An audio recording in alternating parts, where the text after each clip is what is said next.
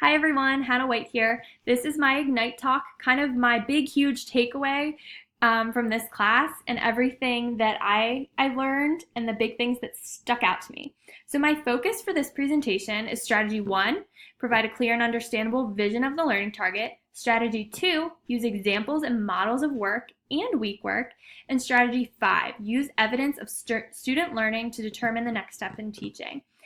All strategies kind of stuck out to me, but these were the 3 that I really kind of self-reflected on and kind of pulled the most information from as I kind of thought back to my own instruction. Before I get started, this jumped out at me. Classroom culture, I'm huge on making sure you have the classroom culture where everyone's comfortable. They know that learning is our bottom line and that we're all here for each other. So strategy 1 is the clear learning targets, guide instruction, assessments, and assignments. It's the why.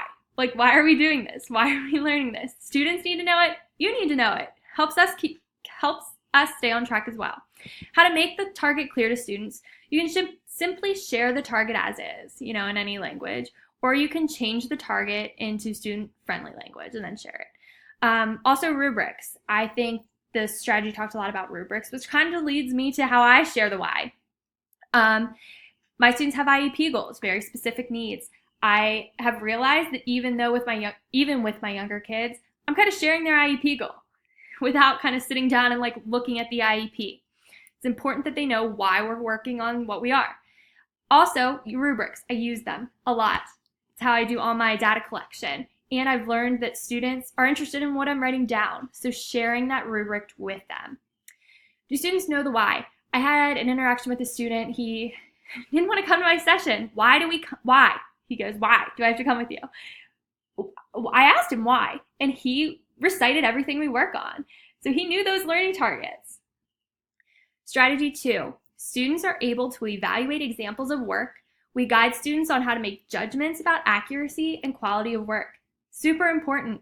They need to be able to look at something, kind of pick out the strengths, pick out the weaknesses. This strategy talked a lot about using anonymous work, and I think it's super important. It's risky using work of one of your students because the students know each other. They're going to be able to figure it out. We need to give them credit. Very smart. This strategy also talked about making mistakes. You need students to realize that it's okay to make mistakes. We all do it. We learn from them. Once you get to that point of where it's okay to make mistakes and everyone's on the same page, you may be able to use those examples in your instruction. How I use strong and weak models, I use a lot of videos, do a lot of video modeling. I use a lot of picture cards, different picture scenarios. And I also work on role playing a lot. I have scripts written up and we kind of work on them together. Strategy 5. Know your students and where they are in their learning. Use a teaching strategy that helps the students' needs, and add time into instruction for feedback. Those were my big kind of takeaways for this strategy. I also kind of focused on the errors. I thought that was super important, and there's errors due to incomplete understanding. So they might understand part of it, not all of it. Or maybe they just haven't learned it all. It's not that they learned it wrong, haven't learned it all. There's errors due to the flaws in reasoning. So there's some missteps in their reasoning that we need to go in and kind of tweak. And there's misconceptions. They have a skewed view of it, and all these misconceptions, we need to break down those barriers. I also really focused on this strategy that not all learning is linear. Students are all on different paths, and we need to accept that, and we need to tweak how we're teaching to meet their needs. And kind of brings me to this one, how I use it. I know my students. I know which student I can do, these lessons with. And I know these students that I need to go about it a different way. And it's super important, and you'll have better results if you're teaching to your students.